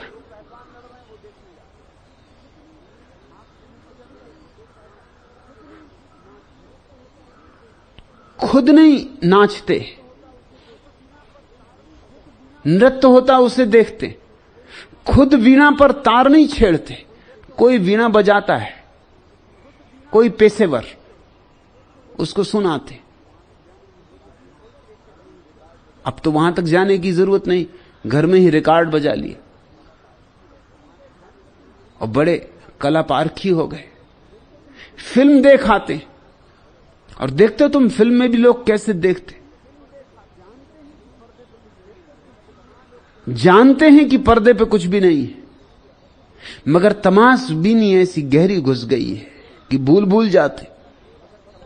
पर्दे पे कुछ भी नहीं है, पता है कि पर्दा कोरा है, देखा है कि पर्दा कोरा है, और पर्दे पे केवल धूप छाया का खेल चल रहा है, कुछ भी नहीं है वहां। लेकिन पर्दे पर घटनाएं घटती हैं और तुम्हारा हृदय आंदोलित होने लगता है। अगर कोई बहुत सनसनीखेज घटना घट रही हो कि किसी डाकू को पकड़ने के लिए पुलिस की कारें उसके पीछे लगी हों और पहाड़ियों के किनारों से और गोलाइयों पर भाग रही हो, दौड़ रही हो और तेज आवाज हो रही हो, तो फिर तुम टिके नहीं बैठे रहते कुर्सी से, फिर तुम एकदम संभल के बैठ जाते हो, कोई चीज चूक ना जाए।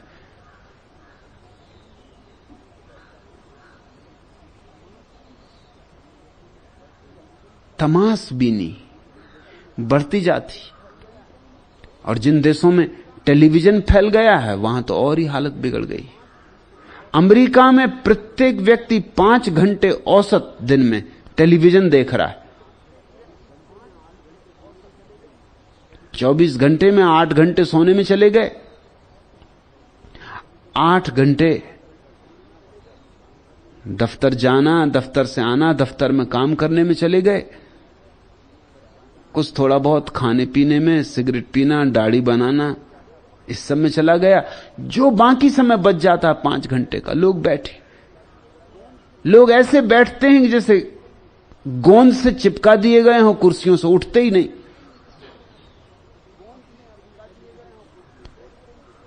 अपने अपने टेलीविजन के सामने बैठे।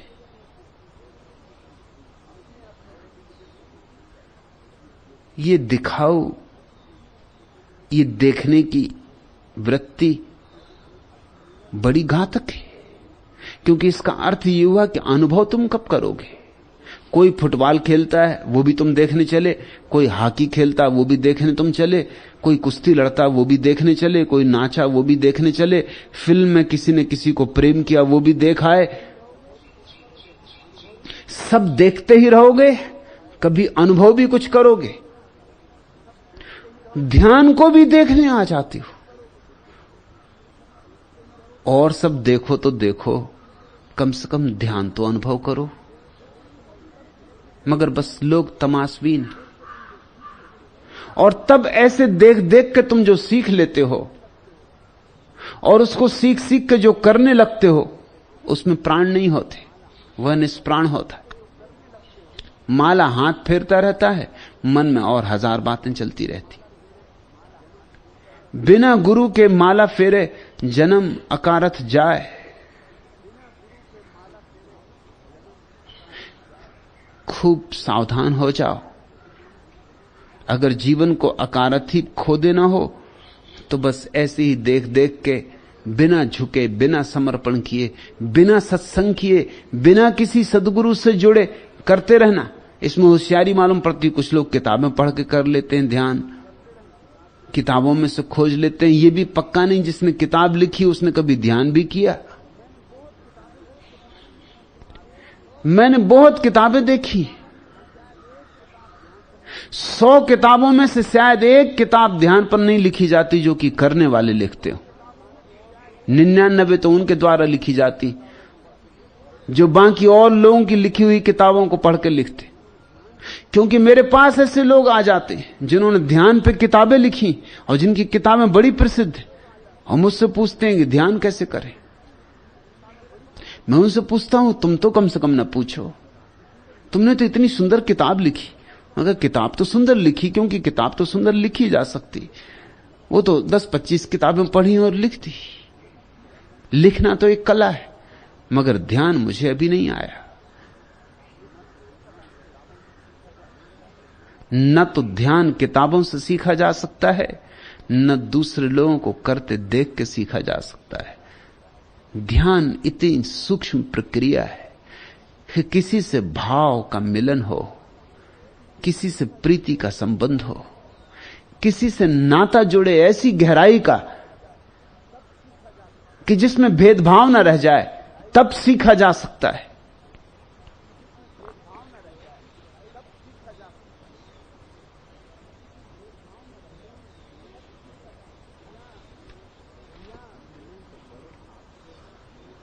पिया मिलें तो बड़े भाग से, नहीं तो कठिन कलेस।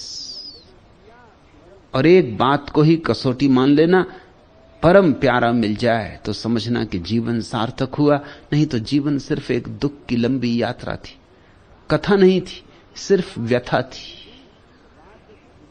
या जग ढूंढूं वा जग ढूंढूं पाऊं अपने पास।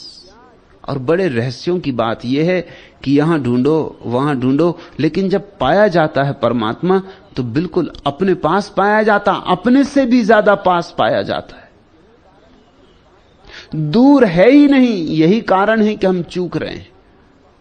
हम खोजते हैं दूर और परमात्मा है पास। शायद पास कहना भी ठीक नहीं, खोजने वाले में ही परमात्मा है। पास कहना भी ठीक नहीं, खोजने वाला ही परमात्मा की एक तरंग है। अपने में ही झांक लोगे तो पालोगे। मगर हमारी आंखें बाहर देखने की आदी हो गई। आंख बंद भी करते तो भी बाहर ही देखते। तुम आंख बंद करके देखना, आंख बंद कर लो फिर भी दुकान दिखाई पड़ती, खाते वही दिखाई पड़ते। आंख बंद कर लो फिर भी वही लोग, पत्नी, बच्चे, घर, बाजार, मित्र। आंख बंद कर लो वही संसार। रात सो जाते हो तब भी सपने में वही संसार। मुल्ला नसरुद्दीन ने एक रात उठ के जोर से अपनी चादर फाड़ दी।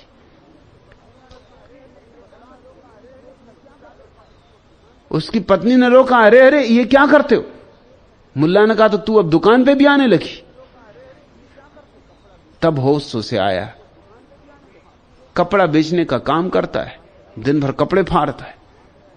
रात आ गया होगा कोई ग्राहक, सपने में आ गया जोश, फाड़ दी चादर।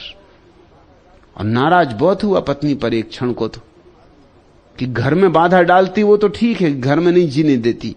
इधर ना बैठो, उधर ना बैठो, ये ना करो, वो ना करो। हद हो गई। अब तो दुकान पे भी आने लगी कि कपड़ा भी ना फाड़ो, कपड़ा भी ना बेचो। नींद में भी तुम देखोगे क्या? तुम्हारी नींद भी तुम्हारे दिन की ही झलक है। तुम्हारी नींद में भी वही बाहर की भीड़, वही बाजार, वही काम थोड़े हेर फेर से चलते रहते।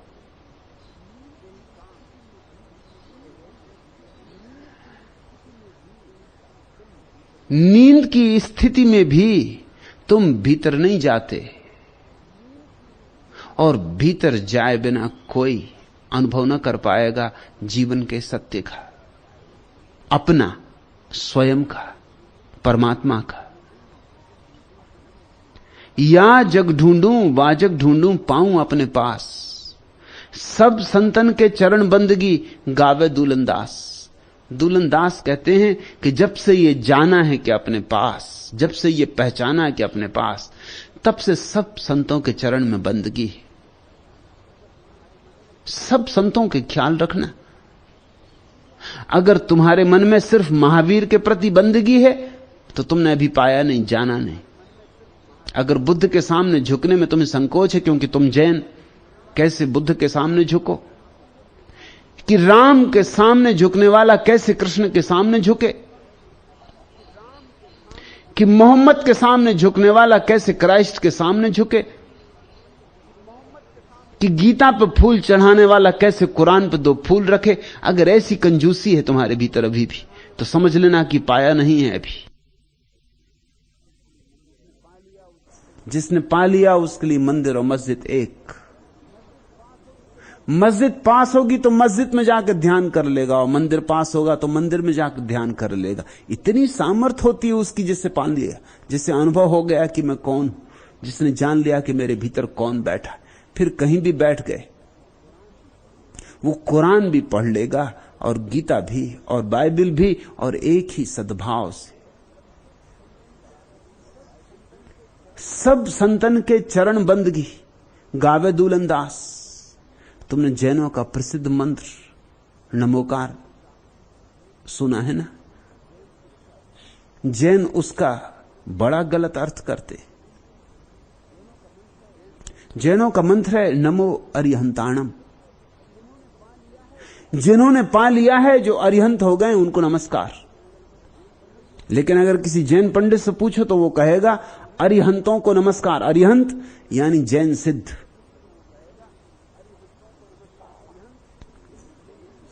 उसमें बुद्ध नहीं आएंगे, उसमें क्राइस्ट नहीं आएंगे, उसमें जरथुस्त्र नहीं आएंगे, जैसे सिद्ध होने का ठेका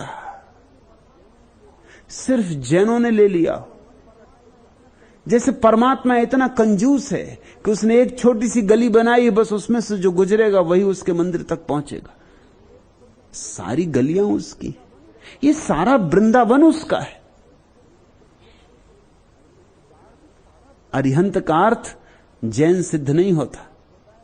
अरिहंत का अर्थ होता है जिसने अपने सारे शत्रु मार डाले। अरि यानी शत्रु, हंत यानी मार डाले, जिसने अपने सारे शत्रु मार डाले। न काम रहा, न क्रोध रहा, न लोभ रहा, न मोह रहा, न अहंकार रहा। ऐसा जो है उसको नमस्कार। नमो अरिहंताणम, नमो सिद्धाणम। उन सबको जिन्होंने अपनी आत्मा को सिद्ध कर लिया है। क्या तुम सोचते हो जिन्होंने ये मंत्र बनाया था उनको समझ नहीं थी कि इसमें जैन शब्द जोड़ देते? कहीं एक आध जगह जोड़ देते, एक जगह भी नहीं जोड़ा। नमो आर्याणम, आचार्यों को नमस्कार, गुरुओं को नमस्कार, जिन्होंने बोध दिया उन्हें नमस्कार।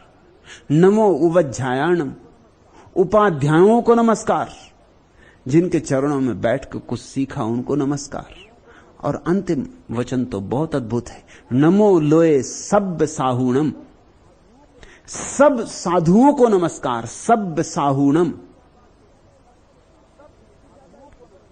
इससे ज्यादा स्पष्ट क्या बात होगी? सब्ब साहूणम, सब साधुओं को नमस्कार। लेकिन अगर जैन पंडित से पूछोगे तो वो कहता है कि साधु का मतलब ही जैन साधु होता है, और बाकी तो असाधु हैं, कुसाधु हैं। गुरु का अर्थ ही जैन गुरु होता है, बाकी तो कुगुरु है। शास्त्र का अर्थ ही जैन शास्त्र होता है, बाकी तो सब कुशास्त्र है।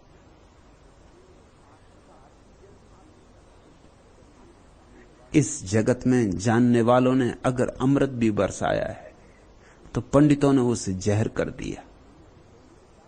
नमो लोए सब्ब साहूणम। दुलनदास कहते सब संतन के चरण बंदगी गावे दुलनदास।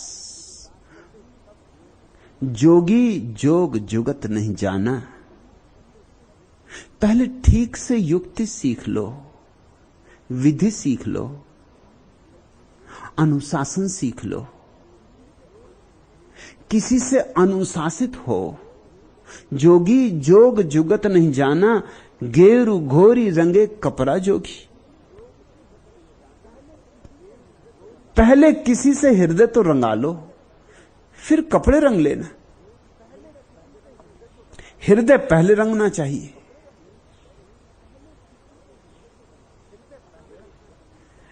गैरिक वस्त्र सनातन से सन्यास के वस्त्र। गैरिक रंग प्रकाश का रंग है, सुबह उगते सूरज का रंग है।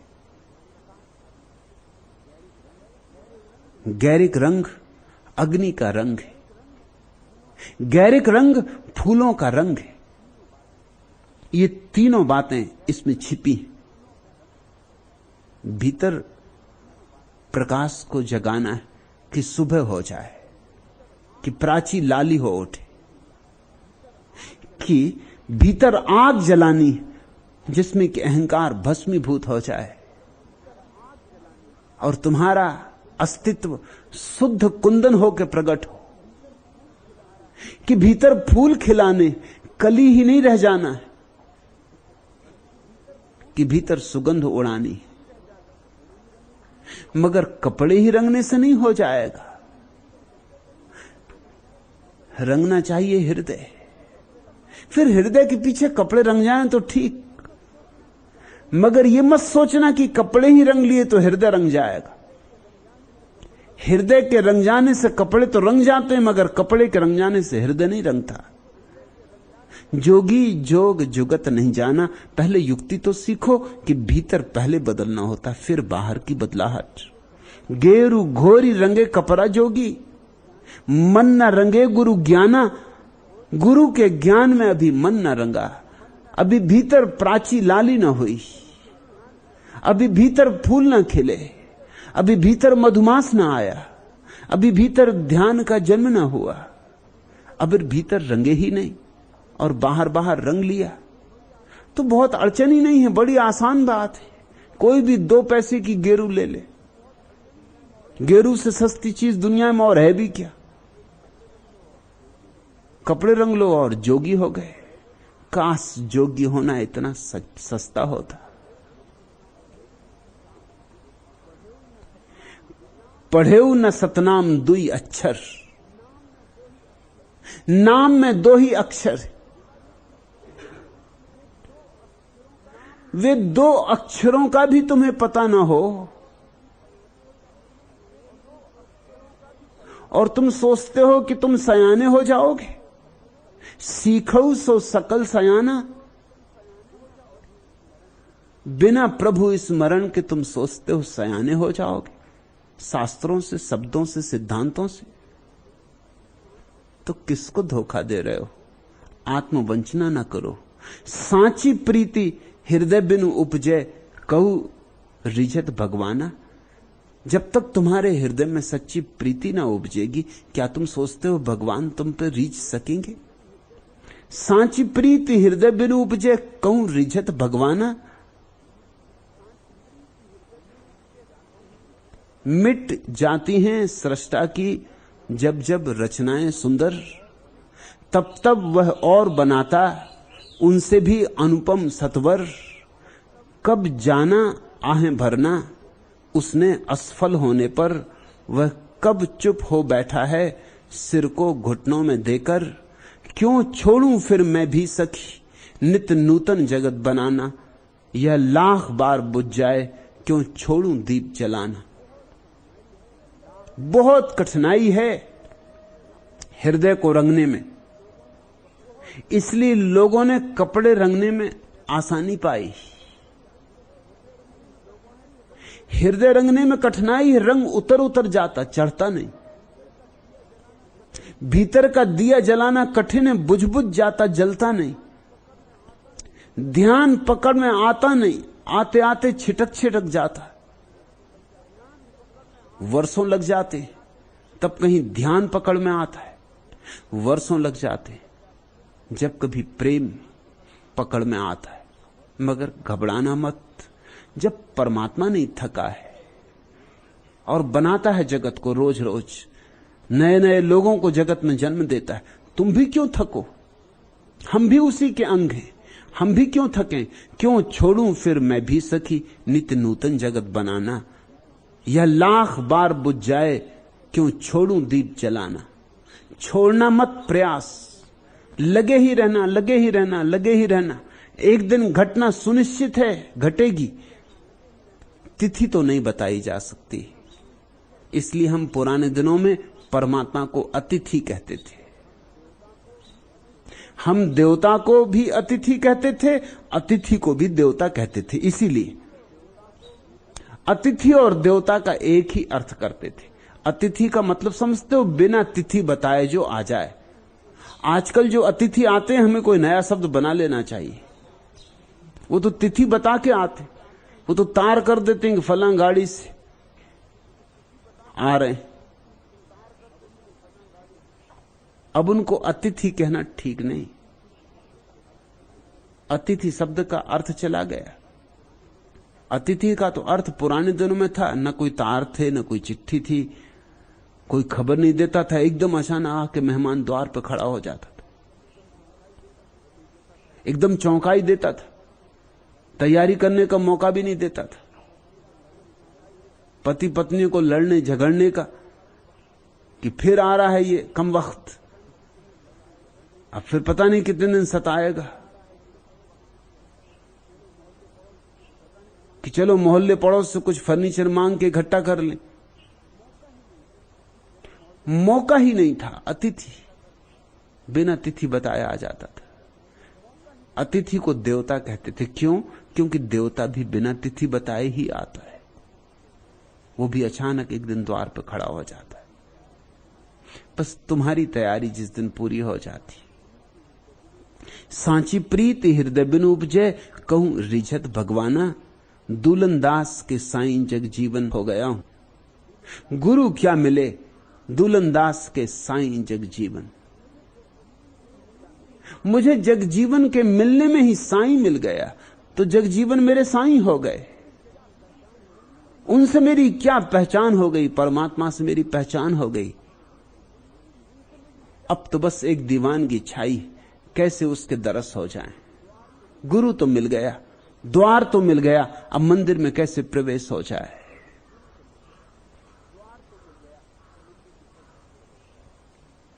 भक्त रोता है, पुकारता है, जार जार रोता है, आ जाने दो मंदिर में, खोलो द्वार। जब पंचम में पिक बोला ऋतुराज आए हैं, जब पंचम में पिक बोला ऋतुराज आज हैं आए, हंसकर कलियों ने अपने तब मधु के कोस लुटाए। नीड़ों में चहक उठे तब अगणित खग बालों के स्वर, उन्मत्त हुई किन्नरियां स्वागत के गाने गाकर।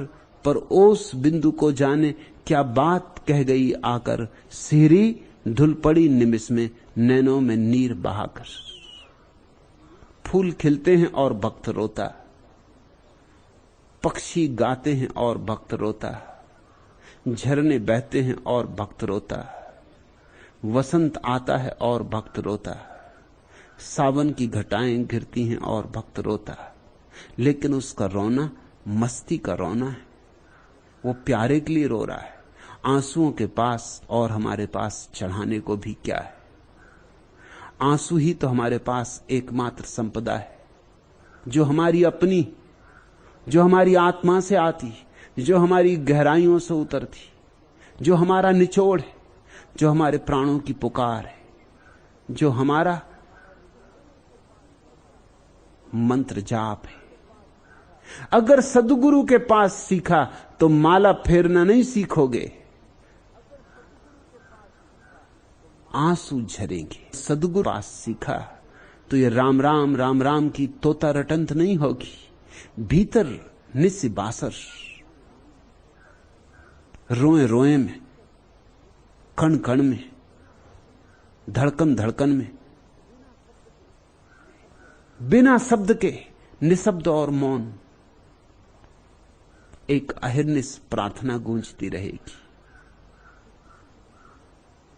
फिर किसी मंदिर में पूजा के थाल नहीं सजाने होते, प्राणों के ही थाल सज जाते।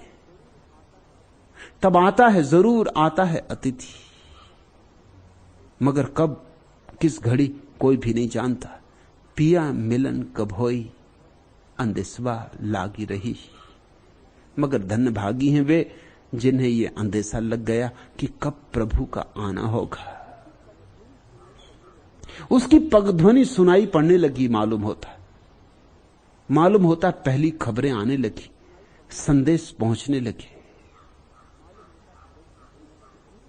उसकी सुगंध उड़ उड़ के आने लगी, उसकी शीतलता झरने लगी, उसके अमृत की बूंदाबांदी होने लगी। जल्दी ही घनघोर वर्षा होगी, जल्दी ही अनंत सूरज निकलेंगे, मगर कब, कोई सुनिश्चित घड़ी नहीं हो सकती, कोई पहले से भविष्यवाणी नहीं करता। इतना कहा जा सकता है कि जो पुकारेगा वह पाएगा, जो प्यासा होगा उसकी प्यास बुझाई जाएगी। जीसस ने कहा है, खटखटाओ और द्वार खुलेंगे, मांगो और मिलेगा। देर कितनी लगेगी द्वार खटखटाने में, ये तुम पर निर्भर है। तुम्हारे खटखटाने में कितनी त्वरा है, कितनी प्राणवंतता है, कितनी सजीवता है, कितनी समग्रता है। खटखटाओ, द्वार खुलेंगे, मांगो, मिलेगा। उस द्वार से न कोई कभी खाली गया है, न कभी कोई। आज इतना है।